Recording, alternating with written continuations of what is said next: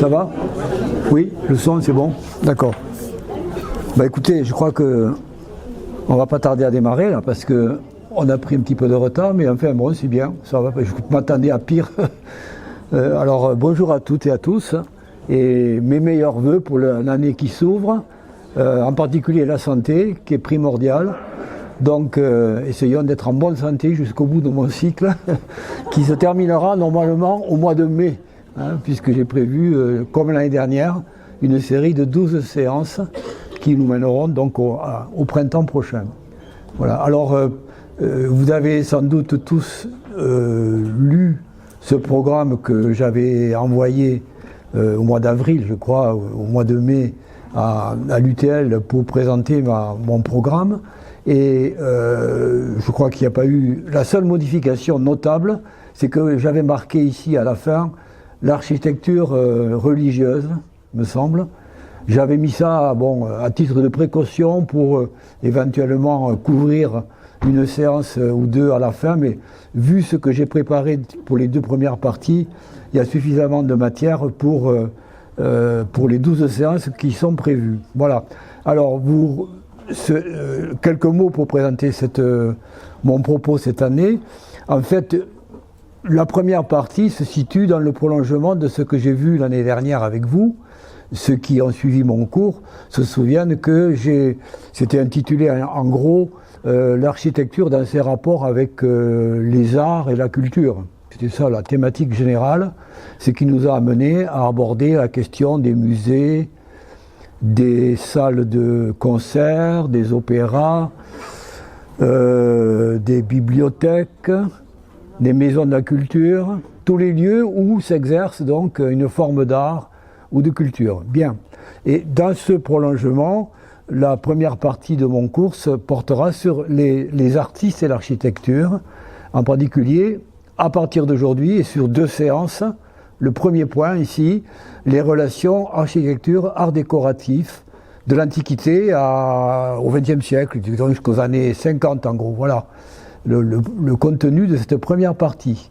Ensuite, nous verrons, alors là c'est du très contemporain, des interventions d'artistes sur le bâti, sur l'architecture ou sur les espaces publics, les espaces urbains, qui nous amènera donc à avoir tout un tas d'interventions d'artistes contemporains, c'est-à-dire depuis les années 50 jusqu'à aujourd'hui, en gros, des années 60 à aujourd'hui, principalement. Voilà. Enfin, peut-être quelque chose d'un peu inédit, qui peut-être permettra à certains d'entre vous de découvrir l'art photographique, qui est un art un peu minoré dans notre pays, qui est peu étudié finalement. J'ai pensé utile et intéressant de voir comment justement la photographie, dès sa naissance au XIXe siècle, vers 1830 en gros, a instauré avec l'architecture des relations intimes, on pourrait dire, et qui se perpétuent jusqu'à aujourd'hui. Donc je vous ferai un panorama un petit peu des photographes qui ont travaillé sur la question de l'architecture depuis sa naissance, vers 1830, jusqu'à aujourd'hui, y compris sous nos yeux en cours. Voilà. La deuxième partie sera peut-être un peu plus courte que la première, me semble-t-il, mais bon, elle a aussi pas mal de matière finalement. Elle est centrée, donc, vous le voyez, sur les questions de la mémoire historique de l'architecture et la mémoire historique. Alors il y aura une partie générale où j'essaierai de vous montrer comment, à travers l'histoire, de façon très globale, l'architecture a toujours été un acteur de la constitution d'une mémoire historique. Pensez déjà aux pyramides d'Égypte, 3 millénaires avant notre ère, qui étaient déjà des lieux de mémoire ô combien importants. Jusqu'à nos jours, y compris, on verra.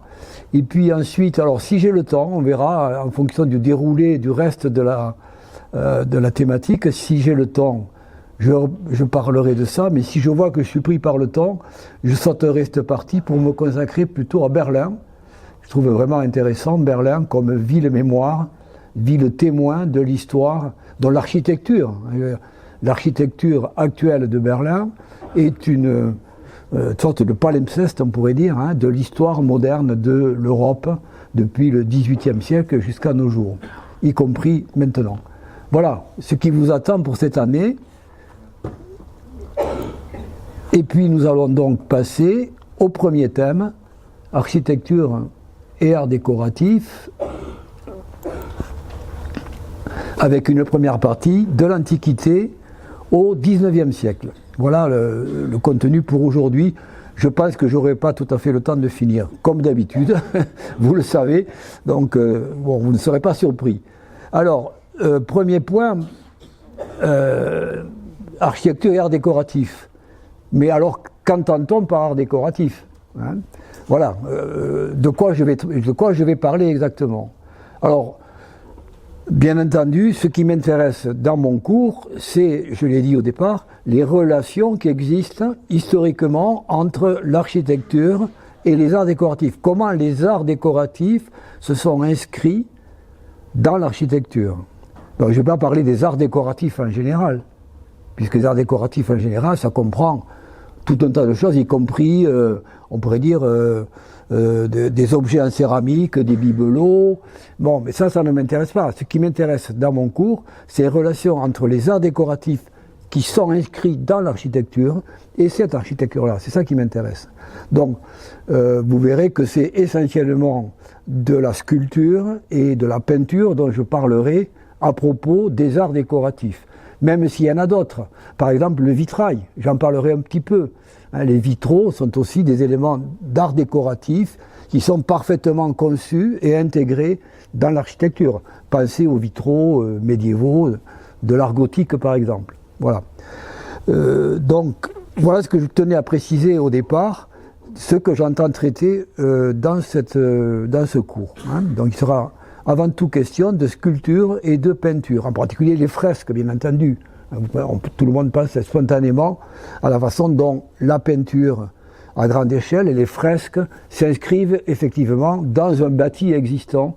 Donc il y a des liens étroits entre cette peinture et l'élément architectural. Voilà. Alors, quels sont les points que je vais aborder? Hors de mon esprit, l'idée de me lancer dans un panorama complet, bien entendu, de toute l'histoire des arts décoratifs depuis l'Antiquité. On n'en sortirait pas. Hein. Donc, j'ai choisi, en quelque sorte, des focus, hein, un éclairage sur certaines périodes, à partir de quelques exemples précis, pour montrer à chaque fois la dialectique qui se joue entre architecture et art décoratif. Donc il y aura un petit focus à l'entrée avec l'Antiquité, une Antiquité résolument polychrome, comme on va le voir, soit en Égypte, soit à Babylone, soit en Grèce. Vous voyez que j'ai sauté Rome, par exemple, puisque c'est plutôt la Grèce qui m'intéresse comme exemple. Puis nous ferons un bond vers le Moyen-Âge, avec un lien entre les deux, c'est l'art byzantin, qui est le grand pont entre l'Antiquité et l'art médiéval. On verra comment l'art byzantin se prolonge en quelque sorte dans l'art roman et dans le décoratif, hein, le décor de l'art roman en particulier. Puis nous verrons l'explosion gothique en particulier avec l'exemple de la cathédrale de Reims. Puis on fera un bond et on va se diriger vers une autre période qui est amorcée au XVIe siècle par la naissance du baroque en Italie et qui va nous intéresser tout au long du XVIe au XVIIIe siècle à travers des exemples italiens et allemands essentiellement. Puis nous verrons la réaction néoclassique, c'est-à-dire comment précisément au XVIIIe siècle s'amorce un mouvement qui est justement qui tend à une certaine austérité au point de vue décoratif, qui est le néoclassicisme, en particulier en Allemagne précisément, où le rococo a été tellement manifeste et où précisément la réaction néoclassique sera particulièrement nette en ce début du XIXe siècle, notamment à Berlin en particulier. Et puis nous terminerons par le XIXe siècle, où on pourrait dire, à l'exemple de la France de Napoléon III, par exemple, avec le style Beaux-Arts, ou le style qu'on appellera Napoléon III, comme par exemple l'Opéra Garnier à Paris, on verra comment à ce moment-là, de nouveau, triomphe une certaine vision des arts décoratifs qui viennent se surimposer à l'architecture. Voilà en gros le programme qui vous attend, cette première partie. La deuxième partie portera sur simplement, fin 19e, au milieu du XXe siècle, le passage de l'Art nouveau à ce qu'on pourrait appeler le purisme des années 50 en particulier. Voilà le programme pour ce point-là. Alors commençons par l'Antiquité, avec 3 focus sur 3 moments distincts, l'Égypte, Babylone et la Grèce. Alors ce que je voulais faire remarquer, en prenant l'exemple du temple d'Amon, que peut-être beaucoup d'entre vous connaissent, quand on voyage en Égypte, ça fait partie des incontournables. Le temple d'Amon à Luxor, donc Luxor c'est l'ancienne capitale, Thèbes, du Moyen Empire en particulier, où ce temple a été construit vers 1500, si je me souviens bien, avant Jésus-Christ. Alors ce qui frappe le visiteur qui parcourt ces monuments de l'Antiquité égyptienne, tels que ce temple-là, c'est évidemment qu'on a affaire à des matériaux bruts, en quelque sorte, d'où le décor semble avoir complètement disparu. Donc on a une certaine vision de l'architecture égyptienne qui est offerte par ces ruines grandioses, comme ici l'ancienne salle des prières et du culte à l'intérieur du temple, le temple d'Amon. Alors au passage, je vais vous faire remarquer que cette partie du temple qu'on appelle les pylônes était ornée par des grandes statues de dieux ou de pharaons, et qu'elle était précédée par 2 obélisques. Il n'en manque une. Vous voyez à quoi je fais allusion, c'est celle qui se trouve sur la place de la Concorde, qui manque là, qui a été offerte par l'Égypte au début du XIXe siècle à la France. Alors, je reviens à cette photo. Vous voyez quand même les colonnes, en quelque sorte sculptées, si on peut dire, qui représentent des feuilles et des fleurs de lotus, soit fermées, soit ouvertes. Vous voyez, là aussi, si vous voulez, comment dire, un travail plastique, on pourrait dire, qui tend à introduire la sculpture dans l'architecture, quasiment intégrée à l'architecture, mais ce qui manque, c'est la couleur. Or, les travaux archéologiques menés depuis plusieurs dizaines d'années sur ces monuments, sur certains de ces monuments, comme le Ramesséum par exemple, ou d'autres, où tout ce qu'offrent les tombeaux, etc., a permis d'imaginer ce que pouvaient être les temples du temps de leur splendeur. Donc voilà un exemple de reconstitution, de restitution, de ce que pouvait être un temple égyptien, vraiment à l'époque, couvert en réalité du sol au plafond, on pourrait dire, de décors peints, et sculptés aussi, bien entendu. Donc voilà un aperçu de ce qu'était ce mariage entre ce que nous appelons les arts décoratifs et l'architecture, particulièrement bien représenté dans cet exemple égyptien. Voilà à quoi pouvait ressembler, vous voyez, l'entrée que vous avez vue dans son état actuel et comment on peut l'imaginer à l'époque de sa splendeur, avec ce côté polychrome, en particulier, qu'on a tendance à oublier. Quand on est sur place, on voit de la matière brute et on ne voit pas du tout la peinture qu'il y avait par-dessus. Voilà donc une série d'images qui sont des reconstitutions plausibles de ce à quoi pouvaient ressembler ces temples à l'époque. Bien, voilà donc vous voyez, splendeur décorative absolument extraordinaire, telle qu'elle nous est restituée aujourd'hui. Deuxième exemple, alors là on fait un saut de millénaire quasiment, on se transporte à Babylone, donc en Mésopotamie, sur les bords du Tigre, où les rois de Babylone, et notamment Nabuchodonosor, le célèbre Nabuchodonosor II, a bâti sa capitale. Et voilà en particulier ici la partie de la capitale qui est la plus importante, là où se trouve le périmètre sacré, les grands temples, notamment le temple d'Ishtar, qui est la déesse à la fois de la guerre et de la prospérité, donc la déesse la plus importante.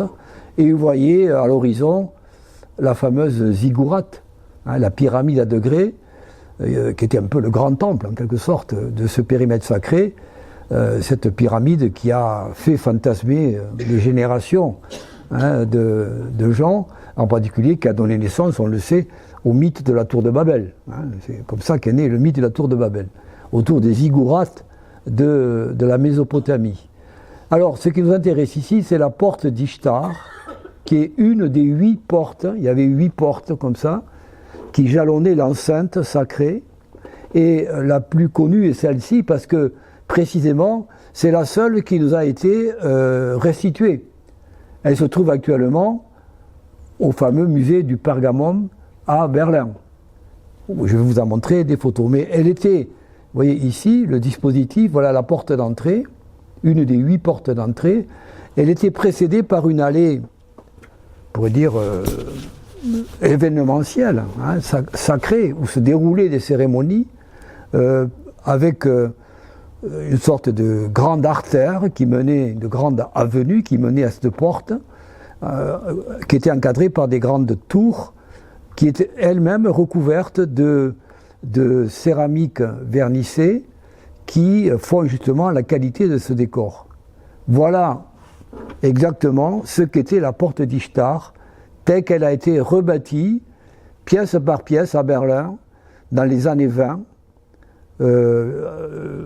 comment dire, après le travail archéologique fait par les archéologues allemands, à une époque où l'Empire ottoman était, disons, plus ou moins allié, proche en tout cas, du Reich allemand, hein, de l'Empire allemand, et où donc, on pourrait dire que les archéologues allemands ont eu carte blanche pour explorer toutes ces terres du Moyen-Orient, et ils en ont ramené tout un tas d'œuvres, dont plusieurs figurent aujourd'hui dans le musée de Pergame de Berlin, où se trouve précisément bon, l'hôtel hein, de la ville de Pergame, notamment, l'entrée du marché de Milet, tout ceci reconstitué, hein, prélevé sur place, à une époque où l'Europe se permettait de prélever comme ça entièrement des morceaux de l'histoire de ces pays pour les amener chez elle. Donc on a reconstitué comme ça, pierre par pierre, la porte d'Ishtar de Babylone. Et donc on peut s'y promener tranquillement, enfin pas en ce moment puisqu'elle est en travaux. Hein. Le musée Pergamon est en rénovation pour plusieurs années encore. Donc on peut plus le voir. Voilà comment ça se présentait avec ces briques vernissées, vous voyez, absolument fabuleuses, avec ce bleu extraordinaire, dont le jointement était en bitume. Hein, donc on avait un bâti qui était à partir de briques et de bitume. Vous savez que le bitume affleure à l'état natif en Mésopotamie, hein, on peut trouver presque du pétrole hein, à fleur de sol dans la Mésopotamie, surtout à l'époque, et ça a servi depuis longtemps de matériau, notamment à calfeutrer. Vous savez que les bateaux phéniciens, 2000 ans avant Jésus-Christ, étaient calfeutrés déjà avec du bitume prélevé dans les gisements de Mésopotamie, que les Byzantins ont utilisé le bitume comme une sorte d'arme à feu dans les batailles navales en particulier. Donc je veux dire, le bitume est un matériau commun qui est utilisé ici dans le bâti de la porte d'Ishtar. Voilà, alors ce sont des briques vernissées, magnifiques, bleues, avec des animaux plus ou moins je dirais, inspirés de la nature réelle, ou bien des animaux un peu fabuleux, enfin, en tout cas tout un bestiaire propre à la civilisation babylonienne qui nous est offert ici. Bon, vous voyez ici une photo qui vous permet de mesurer un peu l'échelle, ça fait environ 16 ou 18 mètres de haut, environ, vous voyez à peu près, pour vous donner une idée des dimensions. Troisième exemple de... de réflexion sur les relations entre les arts décoratifs et l'architecture. Voici un temple grec, un des plus beaux, à ma connaissance, qui se trouve sur l'acropole d'Agrigente, dans le sud de la Sicile, et qui donc offre tout à fait les caractéristiques du temple dorique du 5e siècle avant Jésus-Christ. Et vous voyez que là aussi, bon, on a affaire à la masse du bâti à l'état brut, tel que on le rencontre dans tous les coins de la Méditerranée. On a souvent comme ça des temples héritiers de l'époque grecque et romaine qui offrent leur architecture à l'état brut. Et donc on est resté souvent avec cette image d'architecture brute comme ça, sans imaginer ce que pouvaient être réellement les temples à l'époque où ils ont été bâtis. Alors ce qui est intéressant, c'est que un certain nombre d'architectes français, au XIXe siècle, Grand Prix de Rome, envoyé à la Villa Médicis, comme vous savez, le Grand Prix de Rome, pour les architectes ou les artistes en général, ça consiste notamment à être pensionné par l'État français pendant un certain nombre de 1 an ou 2 ans ou 3 ans parfois, et d'être donc logé à la Villa Médicis de manière à s'inspirer de l'art et de l'héritage antique pour nourrir son propre travail. Pour les architectes, c'était bien sûr un lieu privilégié où ils pouvaient étudier de près tout l'héritage antique légué par la Rome ancienne. Donc beaucoup d'architectes envoyés à la Villa Médicis ont fourni, ça faisait partie de leur contrat, chaque année normalement, le pensionné de la Villa Médicis devait envoyer à l'Académie des Beaux-Arts à Paris et à l'École des Beaux-Arts, comment dire, un compte rendu, quelque sorte, de son travail de l'année. C'est précisément ce qu'on appelle des envois. Et c'est vraiment magnifique. Si vous avez l'occasion de voir dans une exposition ou un musée ce qu'étaient les envois des apprentis architectes français à Rome, c'est absolument extraordinaire. La qualité du dessin, du rendu, c'est vraiment fabuleux comme travail. Ce qui est intéressant, c'est que ces architectes ont très tôt, au XIXe siècle, travaillé à essayer de restituer ce qu'étaient réellement les temples dont ils n'avaient que les ruines sous les yeux. Les temples ou les bâtiments. Je parle de temples parce que c'est les bâtiments les plus connus, mais toutes sortes de bâtiments. Et nous avons l'exemple de Hittorf, Jacques Hittorf ici. Jacques Hittorf est un architecte qui va devenir célèbre après. Une fois formé à Rome, il va devenir un des grands architectes du début ou même pendant toute la durée du Second Empire. Son œuvre la plus connue, vous la connaissez tous, c'est la gare du Nord à Paris. Vous voyez, c'est une énorme façade de la gare du Nord, c'est Jacques Hittorf. Alors là, quand il est à la Villa Médicis, vous voyez, il se livre à une analyse des temples, c'est pour ça que je vous ai montré l'image d'Agrigente, des temples de Sélinonte et Agrigente, qui sont ces 2 villes grecques qui se trouvent au sud de la Sicile, très proches l'une de l'autre d'ailleurs. Alors, vous voyez d'ailleurs ici le frontispice de la publication qui va avoir lieu après son envoi de 1822. Dans les années qui suivent, il va faire une première publication à Paris de ses travaux de recherche et de restitution de l'architecture grecque telle qu'elle pouvait être, d'après les relevés qu'on peut faire sur place. Les architectes en question ne se contentaient pas d'arpenter les ruines de Rome. Bien sûr, ils arpentaient l'Italie. Ils allaient à Naples, ils allaient à Paestum, au sud de Naples, où il y a des magnifiques temples grecs. Ils allaient en Sicile, etc. Ils rayonnaient partout où ils pouvaient pour faire des relevés archéologiques et architecturaux. Et vous voyez écrit d'ailleurs ici, architecture polychrome chez les Grecs. Le sujet de cette publication, c'est bien ça. C'est bien notre sujet. L'architecture polychrome chez les Grecs. Et voilà quelques éléments, vous voyez, des travaux de Jacques Hittorf qui vous montrent la minutie de ses recherches sur le mariage des couleurs et de l'architecture, notamment. Une génération après, un exemple qu'on peut rapprocher, c'est celui de Charles Garnier. Vous connaissez tous Charles Garnier, c'est l'auteur de l'Opéra de Paris. 50 ans après, là, ou 30 ans après. En 1853, donc, lui, il se livre à l'analyse notamment du temple d'Égine. Égine, pour ceux qui connaissent la Grèce, et je pense qu'il y en a parmi vous beaucoup, c'est l'île qui se trouve dans le golfe Saronique, qui s'ouvre lorsqu'on prend le bateau au Pirée aujourd'hui pour aller vers les îles, on traverse le golfe Saronique. Voilà, c'est le premier golfe qui s'ouvre devant Athènes, si vous voulez, et son port. Et dans ce golfe, il y a une île qui était une cité dans l'Antiquité, la cité d'Égine, qui a été très minutieusement explorés à la fois par des archéologues allemands, encore eux, et français aussi.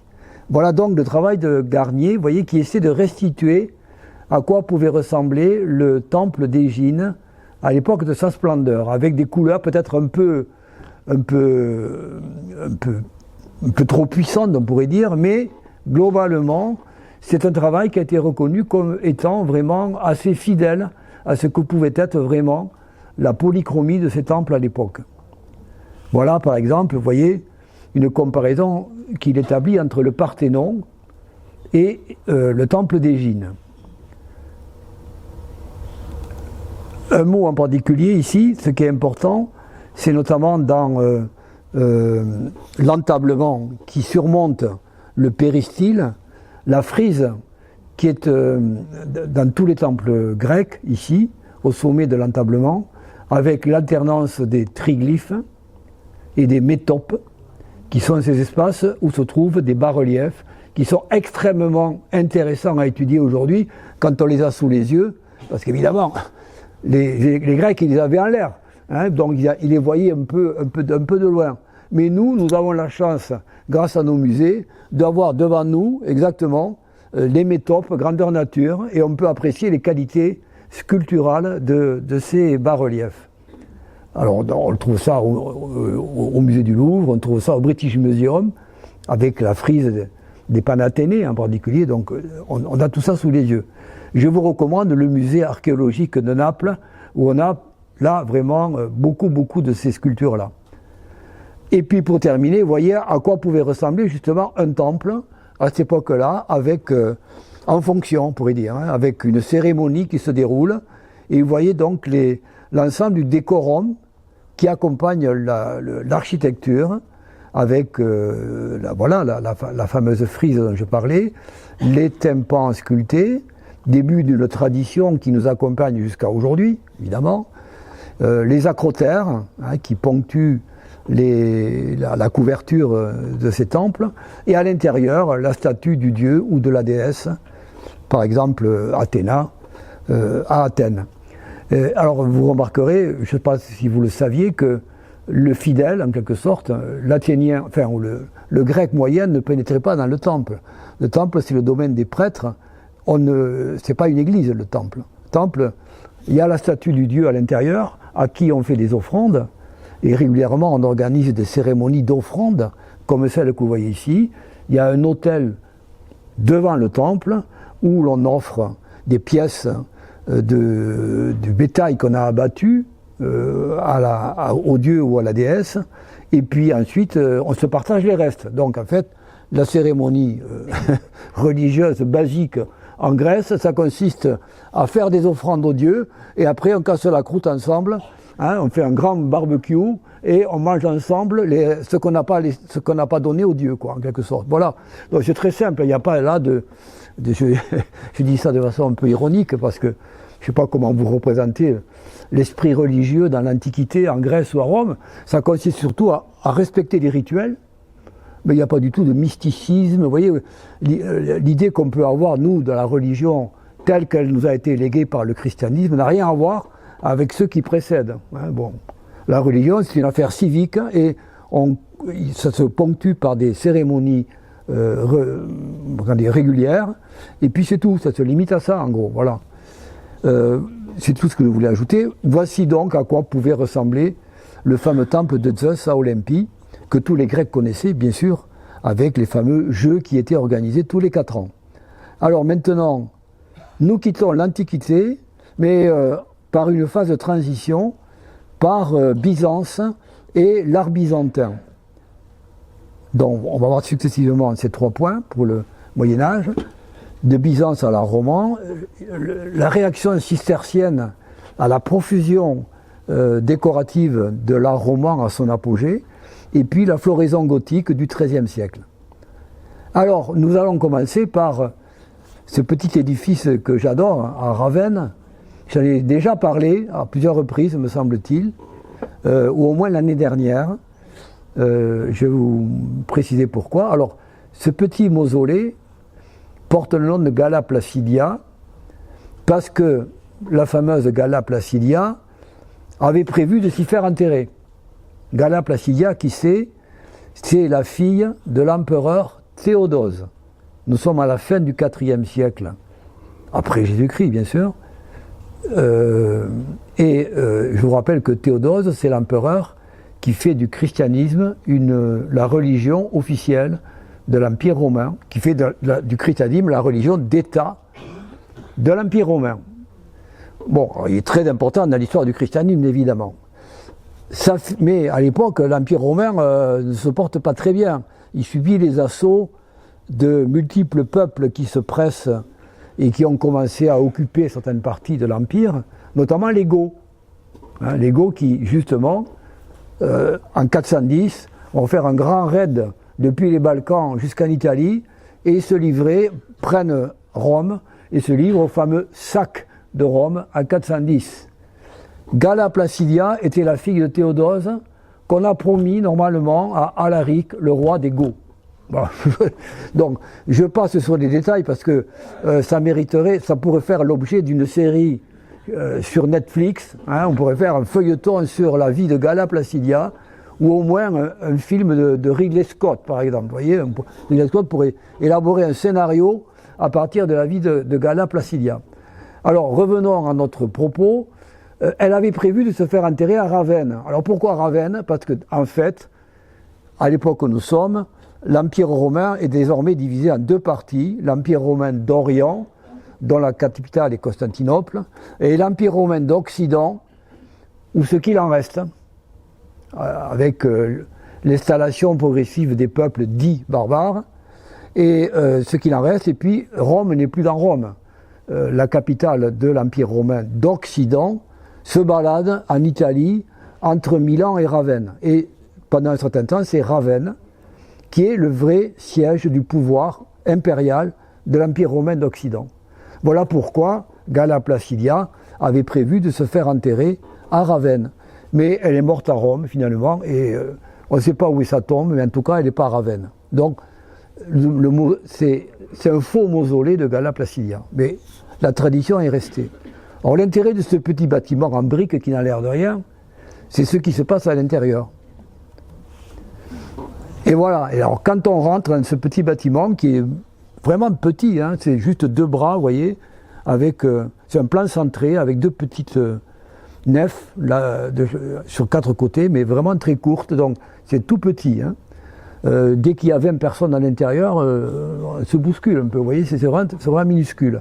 Mais vous rentrez et vous avez tout de suite cette magnifique mosaïque qui s'offre à vos yeux, avec notamment cette magnifique voûte céleste, vous voyez, stylisée, qui vous accueille, qui vous introduit dans ce petit mausolée. Et puis vous avez tout un décor. Alors, si j'ai choisi de vous parler de ce petit bâtiment, c'est parce que précisément, il recèle déjà tout ce qui va faire un petit peu les règles d'organisation du décor sur l'architecture. Avec, vous voyez, des lunettes, des voûtes, des arcs, tout un tas de procédés décoratifs qui sont en usage dans cet art byzantin du 5e, 6e siècle. J'en ai parlé l'année dernière en vous présentant cette lunette ici, vous voyez, qui est dite la lunette de Saint-Laurent, parce que je l'ai utilisée l'année dernière pour illustrer mon propos sur la naissance des bibliothèques monastiques, en vous parlant de ces petites bibliothèques qu'on appelait les librariums dans les monastères, où les moines copistes stockaient les manuscrits qu'ils élaboraient au fur et à mesure. Et ces armariums, ou ces librariums, étaient finalement tout petits par rapport à l'idée qu'on peut se faire d'une bibliothèque. Il y en a un qui est très visible, je vous l'ai montré, à l'abbaye de l'Escaladieu en particulier, à côté de l'église, à côté de la salle capitulaire. Alors, vous voyez, je vous avais parlé de cet armorium ici, de Saint-Laurent, parce qu'ici, c'est Saint-Laurent qui est représenté avec le grill qui a été son supplice. Vous savez que Saint-Laurent a été grillé sur un grill, voilà son martyr. Alors, je vous avais montré ça, voilà, cette lunette-là. Alors, vous voyez que chacune de ces parties comporte des lunettes comme ça, qui vont être reprises plus tard dans le décor roman en particulier. Et puis, vous voyez, l'iconographie qu'on voit apparaître, qui est, on pourrait dire, orientalisante de quelque sorte, qu'on va retrouver à la fois dans l'art occidental et dans l'art oriental. Vous voyez la filiation entre ce type de décor et ce qu'on va retrouver dans l'islam ensuite, hein, dans les pays devenus soumis à la conquête islamique à partir du 7e et 8e siècle en Orient, qui vont fortement s'inspirer de ce décor d'origine romaine byzantine qui est présent dans tous les édifices religieux de l'époque. Et en particulier, vous voyez aussi hein, le décor de la voûte qui va devenir aussi un des grands poncifs de l'art occidental, depuis l'art roman jusqu'au baroque y compris. Voilà. Alors, vous voyez apparaître dans ce petit bâtiment tout un tas de règles d'organisation du décor liées à l'architecture, c'est ce que je voulais essayer de vous montrer, qui vont ensuite perdurer à travers les siècles. C'est aussi ça, l'héritage byzantin, cette organisation, cette conception du décor, avec en particulier l'utilisation de la mosaïque, bien entendu, vous reconnaissez la mosaïque, qui est l'art byzantin par excellence, qui hérite en cela des techniques romaines, mais qui va le mener vraiment, je pourrais dire, à son apogée en termes de qualité décorative. On fait quelques pas, on sort du mausolée de Galla Placidia et on se dirige vers le principal bâtiment qui se trouve actuellement au centre de la ville de Ravenne, la basilique San Vitale. Saint Vital étant le saint patron de la ville de Ravenne. On est un siècle après le mausolée de Galla Placidia, au VIe siècle. Et ce bâtiment, vous voyez encore l'architecture romaine traditionnelle en briques, hein, qui perdure à travers les siècles. Il a un plan original qui nous intéresse particulièrement, c'est le plan octogonal, qui va aussi être souvent repris en Occident pour certains bâtiments religieux. Et je pense notamment à la chapelle palatine de Charlemagne, à Aix-la-Chapelle, dans le palais de Charlemagne avec la chapelle, il y avait une chapelle. Cette chapelle adopte le même plan octogonal que cette basilique San Vitale. Alors, vous voyez donc ici le bâtiment lui-même avec le cercle central, et puis ici une sorte d'avancée qui est donc ce qu'on pourrait appeler une abside, une sorte de courte abside qui se trouve ici et où se trouve le tombeau supposé de Saint Vital. Alors on va voir maintenant l'intérieur de cette abside, justement. Ce petit appendice que vous avez vu, le voilà à l'intérieur. Et là vous retrouvez la richesse décorative extraordinaire de cet art byzantin, on pourrait dire à son apogée à ce moment-là, hein, au VIe siècle. Alors, voilà, alors bon, vous voyez que l'ensemble est couvert par le décor de mosaïque, mais tout est organisé, hein, il y a des règles d'organisation de ce décor, c'est pas une profusion complètement débridée, au contraire, tout était sciemment et savamment organisé en fonction précisément de la surface à couvrir. Et vous voyez déjà un arc triomphal à l'entrée de l'abside, où il y a le Christ qui trône au centre, en haut, et les 12 apôtres qui l'accompagnent, plus 2 saints, ici je ne sais plus lesquels, 2 saints, donc on a au total donc 15 médaillons qui viennent illustrer cet arc d'entrée, qui est une sorte d'arc de triomphe avant l'entrée dans l'abside. L'abside elle-même, donc, on retrouve une voûte décorée comme vous l'avez vu dans le mausolée de Galla Placidia, avec 4 parties ici, et au centre l'agneau mystique. Vous voyez ici des sortes de tribunes, hein, qui sont formées de colonnes, qui la plupart du temps, ces colonnes sont d'origine romaine.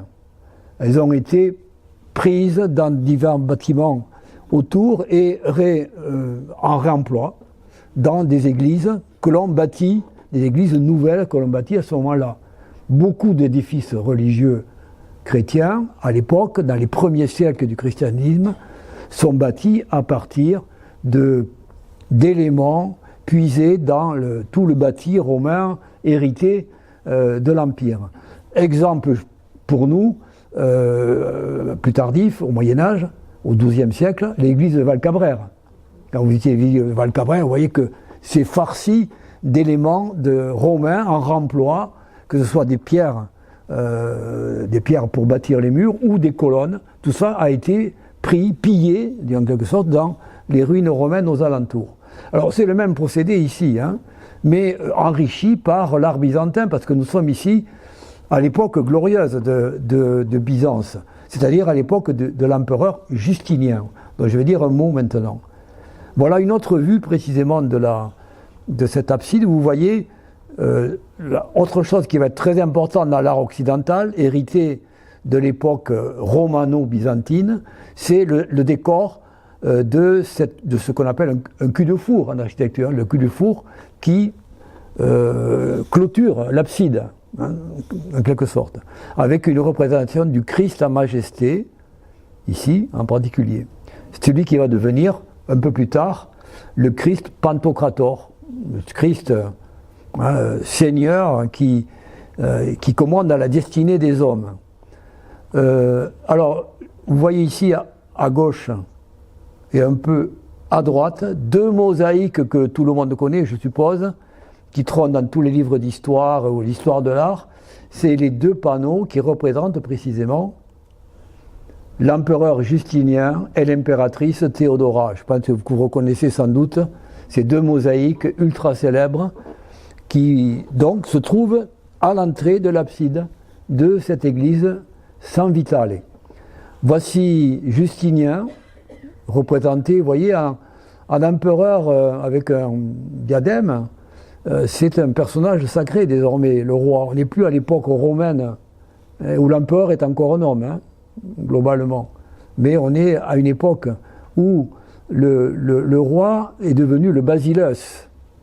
C'est un personnage sacré et Justinien est le premier un petit peu de ce nouveau type de souverain qui règne sur l'Empire d'Orient. Il est à ses côtés son chef de guerre, Bélisaire, ici, hein, qui commande à ses troupes, qu'on devine ici. Bélisaire, donc, qui a été le chef de guerre qui a reconquis une partie de l'Empire romain. L'ambition de Justinien, c'était de reconstituer l'Empire romain. L'Empire romain d'Occident avait été en grande partie occupé par les peuples barbares qui se sont installés progressivement, qui ont défait les structures romaines. Donc, vous connaissez tous les Visigoths, les Ostrogoths, les Francs, dont nous sommes les descendants, hein, les Alamans, les Burgondes, etc. Tous ces peuples-là se sont installés et l'Empire romain d'Occident n'existe plus. Et donc, l'ambition de Justinien, c'est à partir de Constantinople de reconstituer le glorieux Empire romain avec ses armées. Il réussira en partie à reconquérir une partie de cet Empire romain, mais finalement, ses ambitions étaient un peu démesurées, on va dire.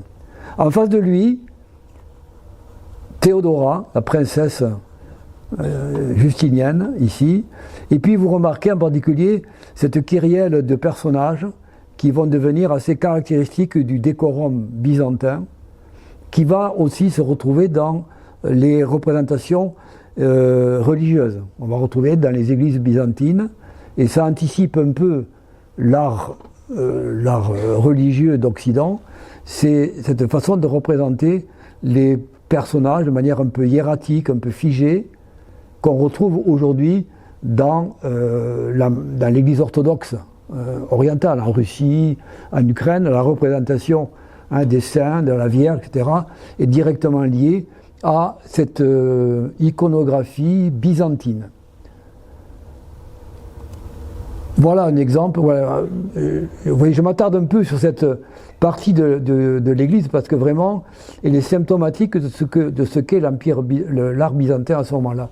Vous voyez ces lunettes ici, vous voyez bon, la qualité vraiment de ces mosaïques. Voici un détail de Moïse en particulier, vous voyez, sur le mont Sinaï, par exemple. Vous voyez les nuances dans les mosaïques, c'est absolument extraordinaire. Et je veux dire, quasiment inégalé dans l'histoire de l'art byzantin.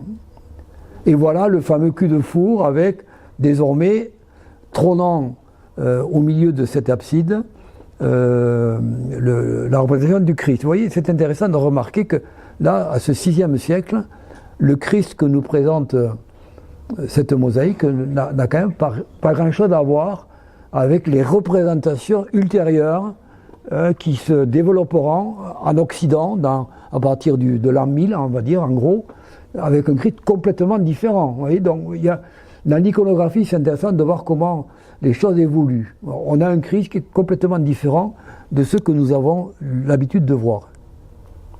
Et l'agneau mystique, vous voyez, au centre de la voûte, en haut, trônant sur, on pourrait dire, l'ensemble du monde. Voilà des détails qui vous montrent comment l'art byzantin est directement héritier de l'art en vogue à l'Empire romain, sous l'Empire romain, vous voyez. Hein. Donc, et souvent, je vous le disais, c'est du réemploi d'éléments puisés dans l'architecture romaine. Et puis au sol, bien sûr, les splendides mosaïques qui sont également directement héritières de l'époque romaine. Et voilà comment se transmet l'art byzantin. L'art byzantin va en particulier pénétrer en Europe occidentale et en Italie en particulier par l'intermédiaire de Venise. Venise qui est la cité par excellence tournée vers l'Orient, vers ce que nous appelons nous le Proche-Orient maintenant, le Levant comme on disait aussi autrefois, et dont les navires sillonnent la Méditerranée orientale. C'est probablement la ville d'Occident qui a le plus bénéficié de l'héritage byzantin à l'époque médiévale, à l'époque dont je parle ici, hein, du Xe au XIIe siècle. Et j'ai choisi un tableau de Canaletto, peint au XVIIIe siècle, où on voit cette magnifique façade de la basilique Saint-Marc, qui est directement héritière de l'architecture byzantine, auprès du palais des Doges, ici à droite. Alors, voilà à quoi ressemblait, en fait, la basilique avant sa transformation, telle que nous la voyons aujourd'hui. C'était une basilique romane, un peu complexe dans son plan, mais disons que c'était une basilique romane, avec une grande simplicité dans son ordonnancement général. Et c'est cette façade du XIe siècle qui va être transformée suite à l'incendie du palais des Doges voisins, qui détruit en grande partie la basilique aussi. On décide de refaire tout ça et de s'inspirer directement du plan de certaines églises byzantines. En particulier, l'église des Saints Apôtres de Constantinople, qui est moins connue que Sainte-Sophie, qui a été bâtie à la même époque que Sainte-Sophie, hein, par Justinien, donc au VIe siècle, qui adopte un plan qui va devenir aussi un des grands poncifs de l'architecture occidentale, le plan dit à croix grecque, avec deux bras de dimensions identiques, parfois couverts de coupoles, comme ici, quand on en a les moyens, mais qui peut être simplement un plan en croix grecque, tout simple, couvert de toiture normale. Un plan en croix grecque typique, pour montrer que ça traverse le temps, c'est la basilique de Lourdes, hein, dont j'oublie le nom maintenant. Le Rosaire, voilà, la basilique du Rosaire est directement d'inspiration byzantine avec un plan à croix grecque, une coupole et une mosaïque, hein, qui décore cette coupole. Donc vous voyez que ça traverse les siècles tout ça, hein. C'est pour ça que j'insiste un petit peu. Alors Saint-Marc se rebâtit en adoptant ce plan byzantin, inspiré de l'église des Saints-Apôtres à Constantinople, dont voici une restitution en 3D d'aujourd'hui. Vous voyez là, ça c'est vraiment le prototype de l'église byzantine qui va faire florès dans le monde chrétien en entier. Voilà le modèle primitif, l'église des saints apôtres de Constantinople, bâtie au VIe siècle, qui n'existe plus aujourd'hui parce qu'elle a été détruite finalement après la conquête ottomane. Elle est tombée en ruine et puis bon, on a fini de la démolir, mais elle a existé pendant plusieurs siècles. Hein. Les croisés, si vous voulez, l'ont connue. Donc si on parle des relations entre Orient et Occident, les croisés l'ont connue, cette église. Elle était connue. Et c'était un modèle, hein, avec à la fois son plan, ses coupoles et ses mosaïques décoratives. Et voilà, aujourd'hui, à l'entrée de la basilique Saint-Marc, la seule mosaïque de l'époque de la reconstruction du XIIIe siècle qui subsiste, où l'on voit précisément comment la basilique Saint-Marc est passée du modèle roman que je vous ai présenté à ce modèle d'inspiration byzantine que vous voyez ici. À l'intérieur, bien sûr, vous connaissez beaucoup d'entre vous cette basilique, donc je ne vais pas vous faire un laïus là-dessus. Je vous rappelle simplement la richesse du décor avec ces mosaïques, directement. On est toujours dans la tradition byzantine qui se perpétue en Occident. Nous revenons à Ravenne pour un troisième exemple. Vous voyez que j'y tiens à Ravenne, je trouve que c'est vraiment une ville qui mérite d'être visitée en détail et de voir un petit peu tous ces édifices absolument somptueux. Voici, on est un peu à l'extérieur de Ravenne, à quelques kilomètres du centre de Ravenne, dans ce qui fut autrefois, à l'époque où Ravenne était capitale de l'Empire romain, le port de Classis, qui s'ouvrait sur la mer Adriatique. Alors, dans la ville de Classis, au port de Classis, on a bâti, à la même époque, 6e siècle, cette basilique qui porte le nom de Saint-Apollinaire. Vous voyez ici, encore une fois, je souligne la tradition romaine qui se perpétue avec ce bâti en briques qui est typiquement romain et qui est... Donc il n'y a pas un effort particulier pour rendre l'architecture particulièrement somptuaire, si vous voulez, contrairement à ce qui va se passer au XIIe, XIIIe siècle en Occident, où le bâti va être vraiment l'objet d'une recherche architecturale vraiment très poussée. On va le voir. Alors ici, on rentre par une pièce qui est une sorte de sas entre l'extérieur et le sanctuaire, qu'on appelle le narthex, qui est ici. Et puis vous voyez un peu le volume de la nef intérieure qui apparaît ici dans l'architecture, dans le bâti. Et voilà l'intérieur de cette magnifique basilique, avec justement ce dispositif qui va lui aussi être adopté assez systématiquement en Occident comme un modèle d'édifice religieux. La basilique a 3 nefs, avec une nef centrale, 2 nefs latérales, les collatéraux ici, de part et d'autre, les bas-côtés, qui se terminent par une abside où se trouve l'autel et où donc les prêtres organisent l'office religieux. Tandis que les fidèles se rassemblent ici, dans la nef. Voilà un dispositif ultra fonctionnel qui se met en place à ce moment-là et qui prend ses racines, vous voyez, dans le modèle romano-byzantin.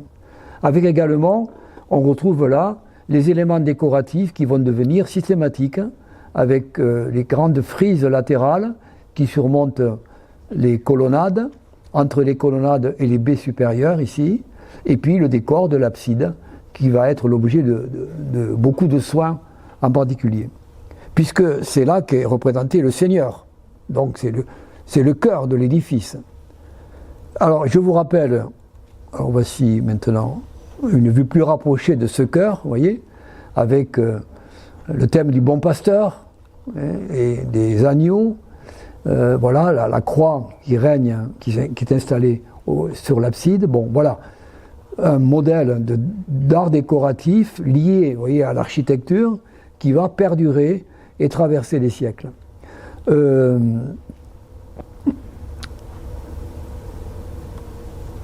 Les bas-côtés.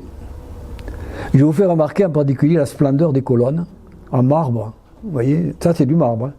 Donc ça c'est vraiment du remploi de monuments romains qui ont été réinstallés dans cet édifice. Voilà. Alors, je vous rappelle, si vous l'ignorez encore, que la basilique est un monument qui nous vient de l'époque romaine. Qu'est-ce que c'était qu'une basilique dans une ville romaine? C'était un bâtiment public qui avait une double fonction. Un, c'était un palais de justice. C'était là qu'on exerçait la justice. Et deuxièmement, c'était un lieu public où on pratiquait les échanges monétaires, commerciaux, une sorte de bourse en quelque sorte. Donc il y avait une fonction à la fois judiciaire, l'État, et une fonction commerciale, les échanges. Donc c'était un bâtiment qui était hyper fonctionnel. Il était conçu pour faire marcher tout ça. Et voilà.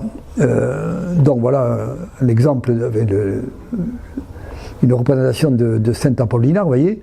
C'est dans cette nef que se tenaient donc les assemblées, et le juge, à l'époque romaine, se tenait justement ici, dans l'abside. C'est lui qui trônait là, dans l'abside, et qui rendait la justice au nom de l'État romain, au nom de la République romaine. Donc vous voyez que les chrétiens ont adapté ce plan, et ils ont installé leur Dieu à la place du juge. Ils ont mis leur juge à eux, à la place du juge civil romain. Donc vous voyez comment il y a un déplacement de la fonction, mais le maintien des principes architecturaux qui président à ce bâtiment. Et la nef, eh bien, c'est la nef où se retrouvent les fidèles. Je vous rappelle que le mot église vient du grec ecclésia, et ecclésia ça veut dire assemblée en grec. Donc l'assemblée des fidèles siège dans la partie qui est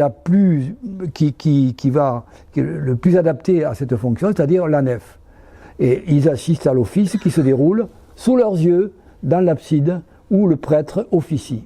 Voilà. Donc on a comme ça une organisation de l'espace qui correspond vraiment à une fonction, c'est vraiment à la lettre une architecture hyper fonctionnelle que les chrétiens adoptent, et ils vont également adopter les principes décoratifs que Byzance leur a légués.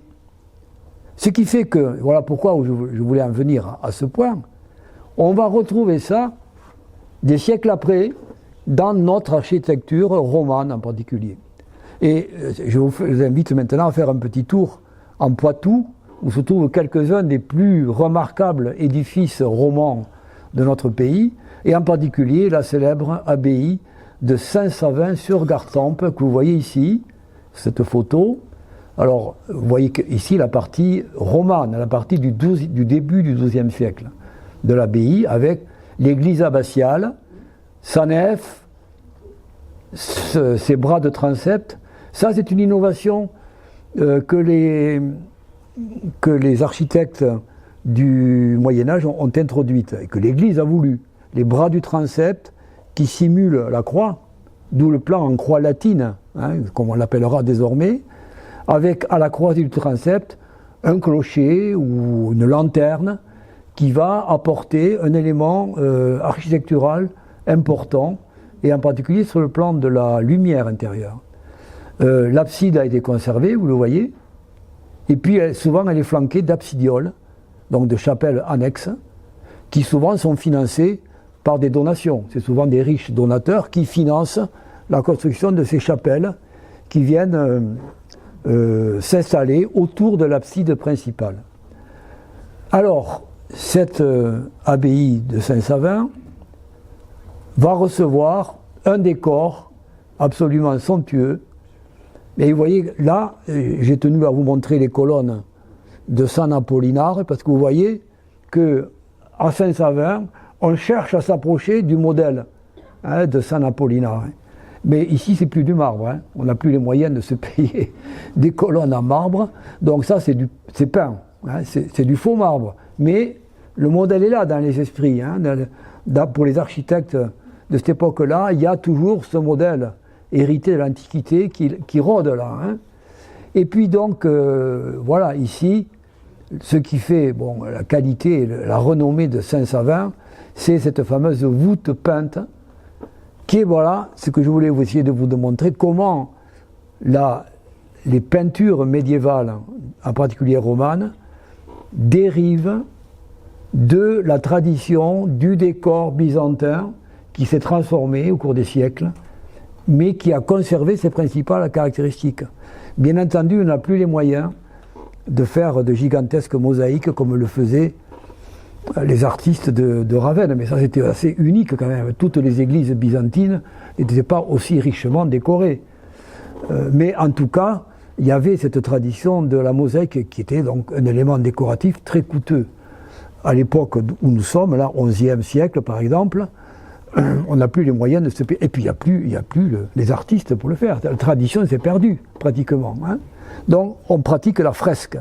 Et on a ce magnifique ensemble qui est le plus bel ensemble peint roman, on peut dire d'Europe, hein. Il n'y a pas d'exemple comparable, qui fait plus de 600 mètres carrés quand même de surface, qui couvre la voûte en berceau. Là voilà une nouveauté relative que l'art roman va introduire à ce moment-là, la voûte en berceau qui se substitue au toit avec charpente dans les San Apollinare in Classe ou d'autres basiliques byzantines. Vous verrez, et même en Italie au XIIe siècle, beaucoup d'églises sont encore charpentées à la manière byzantine. Il n'y a pas de voûte. C'est plutôt en France, en Espagne, plutôt à l'ouest donc du continent, qu'on va inventer et généraliser l'usage de la voûte pour couvrir. Je vous rappelle que, je ne sais pas comment vous imaginez la voûte, mais au-dessus de la voûte, il y a une charpente quand même. Hein. Donc, la voûte n'est pas mise à nu comme ça. Il y a toujours la charpente, mais on introduit une voûte pour des raisons à la fois d'esthétique et puis de décor. Donc, voilà. Alors, ici, toute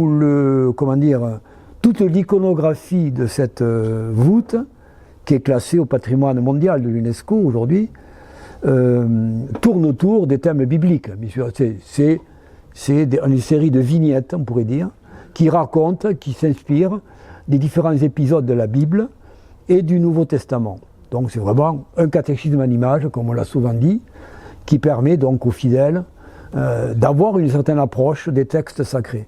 Parmi les vignettes les plus connues, vous les voyez ici, ce sont ces deux-là, que voici en plus gros plan. L'une évoque la construction de la tour de Babel et l'autre l'arche de Noé. C'est le thème biblique par excellence. Vous remarquez au passage que même après restauration, ce qui est le cas là, hein, cette voûte a été restaurée, on reste dans des teints ocre, marron, brun, jaune, etc. Ce que je remarque quand je revois ces images, c'est qu'il n'y a pas de bleu, ou très peu de bleu. Et oui, parce que le bleu, à l'époque, ça coûte une fortune. Le bleu, le plus beau bleu que l'on ait, c'est le lapis lazuli. Or, le lapis lazuli, il vient d'Afghanistan. Comme dans l'Antiquité. Pendant des millénaires, on a vendu du lapis lazuli venu d'Afghanistan jusqu'au fin fond de l'Occident ou jusqu'en Chine. Donc c'est vraiment un truc qui a traversé les millénaires. Donc, en Occident ici, qui n'est pas un Occident très très riche, même si l'Église a quand même les moyens, elle n'a pas forcément les moyens de faire venir et d'acheter du lapis lazuli pour décorer ses fresques. Par contre, on l'utilisera un peu plus au XIIIe siècle, autour du thème qui va devenir majeur dans l'iconographie au XIIIe siècle, c'est le thème de la Vierge Marie. Le culte marial va connaître un essor extraordinaire au XIIIe siècle. Et relativement avant, on s'en occupe beaucoup moins en fait. Et c'est souvent autour de la représentation de la Vierge Marie qu'on va associer le bleu, le beau bleu profond du lapis lazuli, comme à Chartres en particulier, dans la représentation, dans l'iconographie des églises de cette époque-là. Alors voilà ce que je voulais dire à propos de Saint-Savin. avec l'idée donc, pour moi, et je ne suis pas le seul à le dire, l'iconographie et la manière d'occuper l'espace dans l'église est directement inspirée par le modèle byzantin. Voilà les bas-côtés avec des voûtes d'arêtes qui apparaissent à ce moment-là, on est au XIIe siècle. Et puis voilà un autre bâtiment, un autre édifice religieux absolument remarquable. Toujours, donc là on est au cœur de Poitiers, au cœur de la vieille ville de Poitiers, Notre-Dame-la-Grande, avec sa somptueuse façade. Vous voyez là, non pas la fresque, mais la sculpture qui s'impose à l'architecture. Comment on a une espèce de synthèse, là, de travail absolument formidable pour inscrire la sculpture dans la façade de ce bâtiment qui est reconstruit lui aussi au XIIe siècle. Donc on a un très bel exemple de sculpture romane du XIIe ici, avec divers registres. Bon, vous remarquez bien sûr les trois arcatures ici qui symbolisent un peu un arc de triomphe, hein, l'entrée triomphale dans le sanctuaire. Et vous voyez au moins les deux grands registres, ici une première partie, ici une deuxième partie, et puis un fronton supérieur avec une mandorle en particulier. Donc quelques plans plus serrés pour voir la richesse absolument somptueuse de cette façade qui est vraiment absolument époustouflante. Quand on est devant cette façade, on est ébahi par la beauté et le travail absolument extraordinaire des sculpteurs de cette époque-là. Avec ici, vous voyez, les voussures entièrement sculptées. Bien.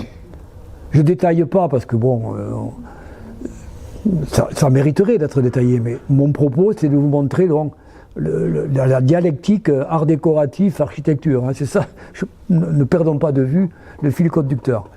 Voilà, alors ici, ces différents registres, et puis aujourd'hui, grâce à l'évocation souvent nocturne de ces façades, ça permet quand même d'avoir une idée assez juste, hein, parce que je crois que les historiens travaillent avec les concepteurs de ces sons et lumières.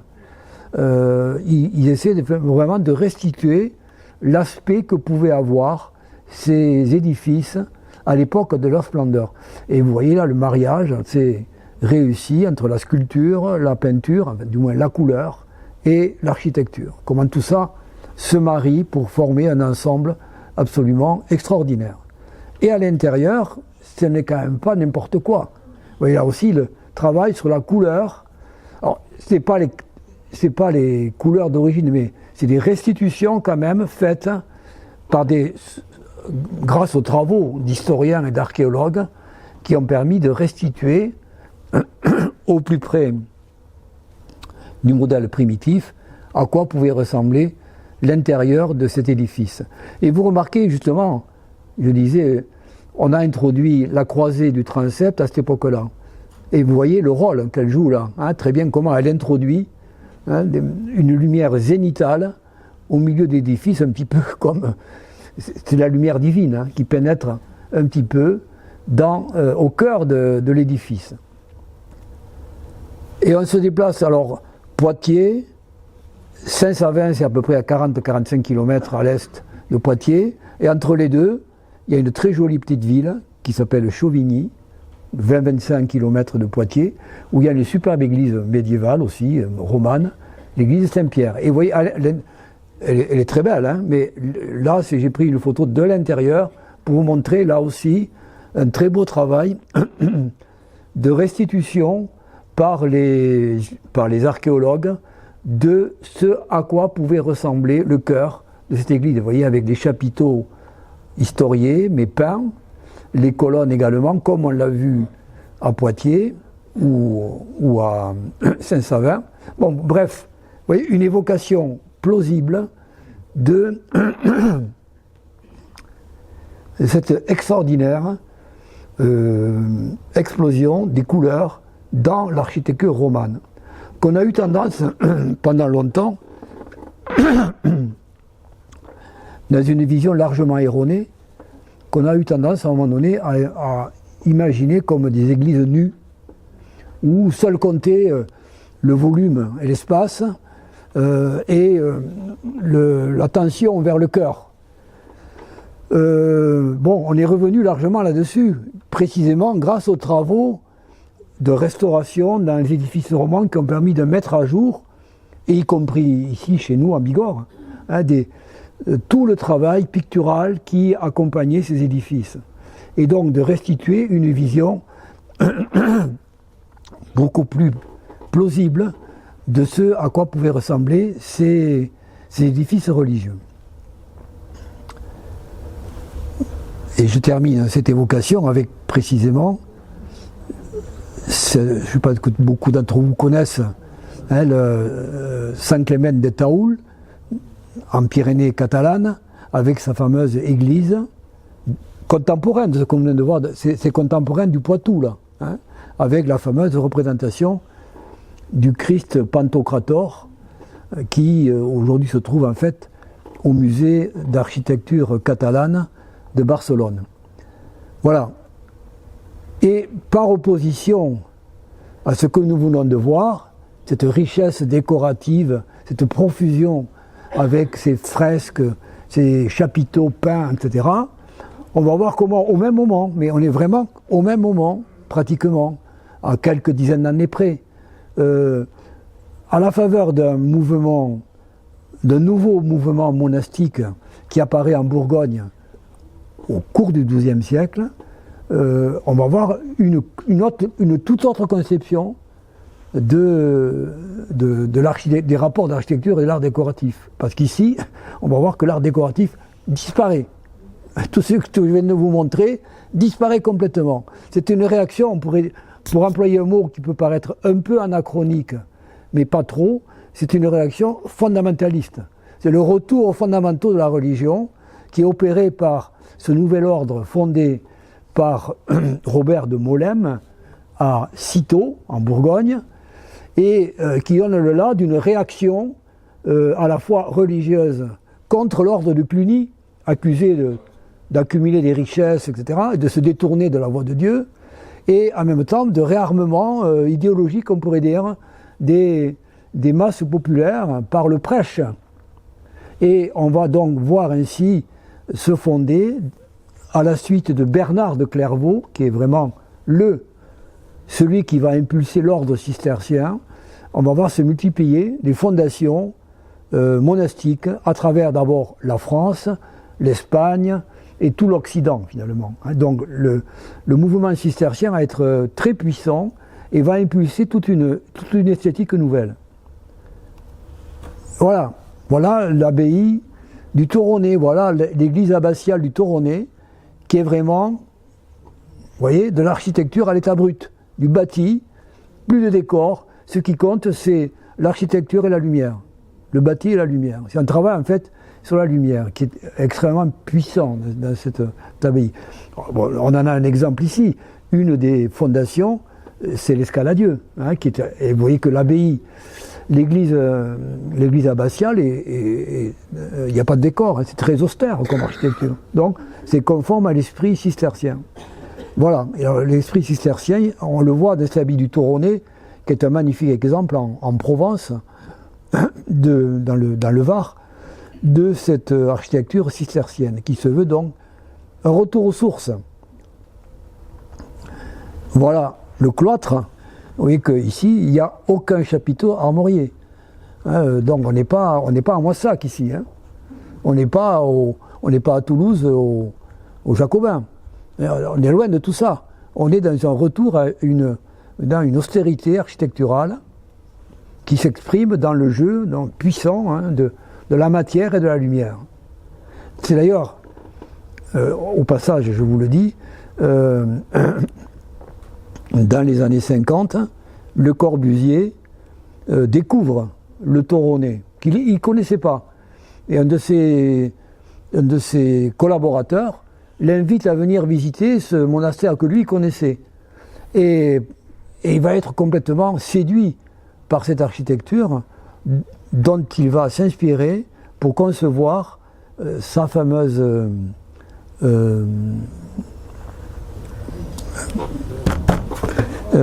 son monastère à côté de Lyon. Bon, ça me reviendra. J'ai un trou de mémoire, excusez-moi, ça devient de plus en plus fréquent. À l'Arbrel.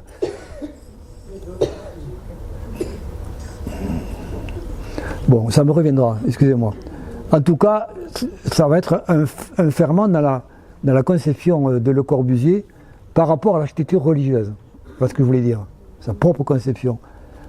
Alors voilà, bon, juste quelques photos pour vous montrer justement ce rapport entre lumière et matière qui est particulièrement sensible dans ce lieu. Et alors du coup, on va se retrouver maintenant avec une nouvelle phase différente. Alors là, on n'est plus du tout dans l'austérité cistercienne, mais au contraire dans une véritable floraison décorative qui va accompagner l'architecture, qui va même être puissamment intégrée au bâti lui-même. J'ai pris l'exemple de Reims parce que vraiment, c'est l'exemple le plus manifeste de cette époque-là. C'est un tableau du 19e, ça, qui a le mérite de montrer l'environnement autour de la cathédrale et comment la cathédrale surgit au milieu de ce bâti avec ce magnifique décor. Alors, ici, Reims est justement fameuse pour cette légèreté qui se manifeste à la fois dans la façade et dans la nef, et qui est en particulier apportée par un procédé qui va faire la notoriété de Reims ici, qu'on appelle la lanterne rémoise, qu'on voit très bien sur ce relevé architectural du XVIe, ici, vous voyez, avec ce qu'on appelle la fenêtre rémoise. C'est un procédé qui permet d'alléger les parties portantes de la façade, avec deux lancettes ici, surmontées par une rosace, voilà, et qui donc crée une légèreté du bâti qui contribue à l'élan un petit peu de cette façade. Et également à la manière dont, vous voyez, on le devine un peu, dont la lumière pénètre à l'intérieur de la façade et de l'architecture. Alors, Reims est justement célèbre pour son cortège de sculptures qui l'accompagne. Je crois qu'on a calculé qu'il y a à peu près 2300 sculptures.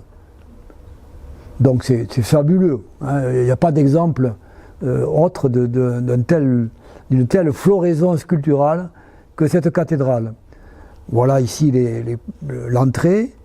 Vous voyez en particulier le cortège des fameuses sculptures qui agrémentent la façade, formant un bandeau quasi continu, avec le célèbre ange au sourire, qui est justement montré comme un nouveau type de spiritualité qui apparaît dans ce XIIIe siècle, avec une conception du christianisme un peu différente.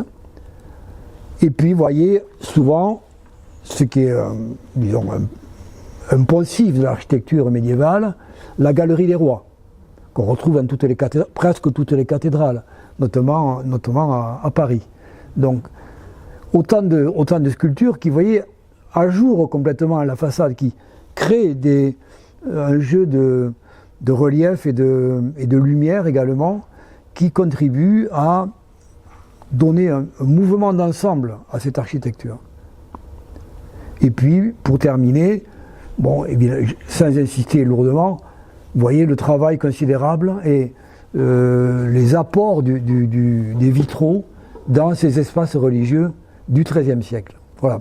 Alors, et puis, au passage, c'est à la même époque, la Sainte-Chapelle, on est au XIIIe siècle, et Saint-Louis ramène, soi-disant, d'Orient, la couronne d'épines du Christ, qui est déposée dans cette chapelle spécialement conçue pour elle.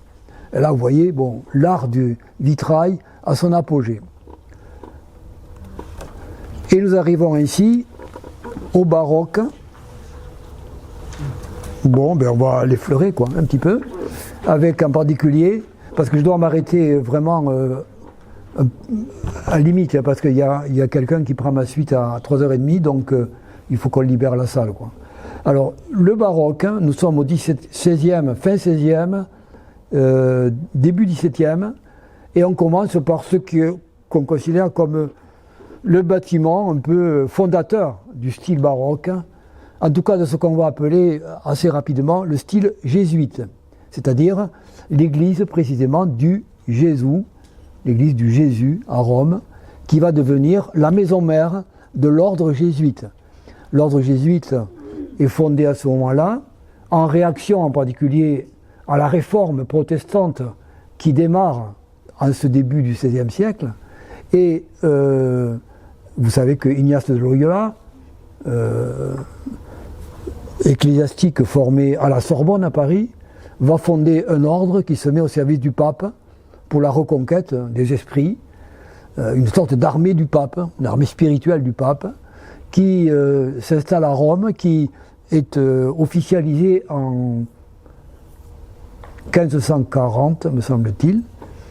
Et dans la foulée, on construit une église qui va devenir la maison mère, le siège de l'ordre.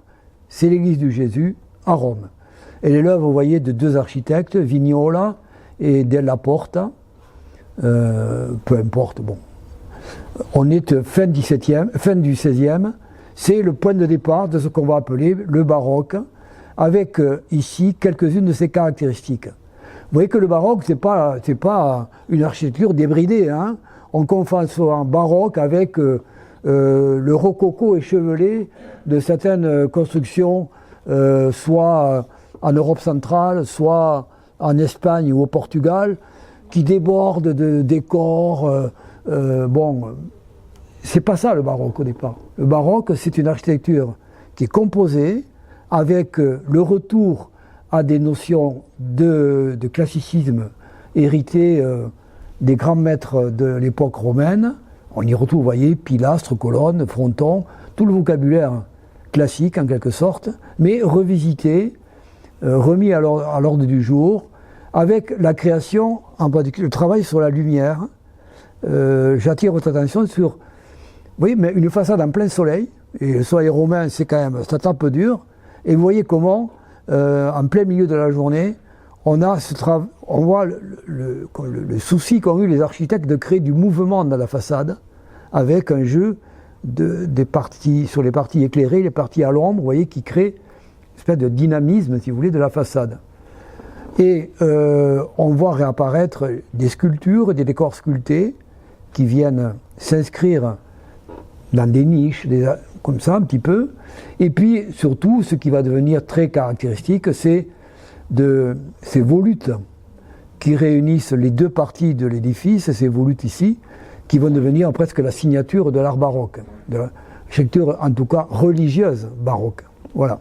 Alors ce modèle-là va être adopté par tout un tas d'églises de l'ordre ou de l'église en général à travers l'Europe et va se répandre donc à la fois en Italie, bien entendu, mais aussi en Espagne et au Portugal, et surtout en Europe centrale, Bavière, Bohême, Pologne, notamment Allemagne de façon générale, qui vont adopter ce style à une époque où on reconstruit les églises en particulier. On est après le Concile de Trente, le Concile de Trente qui marque la réaction de l'Église catholique face à l'essor du protestantisme et qui invite l'Église à se ressaisir, à reconquérir les cœurs, les esprits, et notamment avec, on pourrait dire un peu comme aujourd'hui, avec de l'artifice. Il faut produire un art, une architecture, un art qui participe à la reconquête des cœurs et des esprits. Donc du spectaculaire, l'Église choisit le spectaculaire, et l'art baroque, c'est d'abord l'art du spectaculaire. C'est ça qui permet le mieux de le définir. Alors, voilà,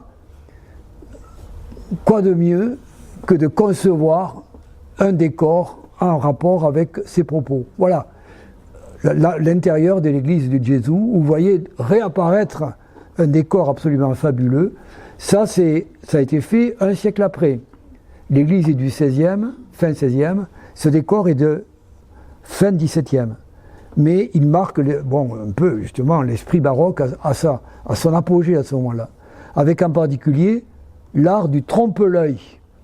Le trompe-l'œil, voilà une photo de la voûte principale qu'il faut imaginer comme une voûte un peu en berceau, vous voyez, en berceau surbaissé un petit peu, mais néanmoins en berceau. Et tout ce que vous voyez là, on pourrait dire, c'est du peint, c'est peint. C'est pas du tout architecturé.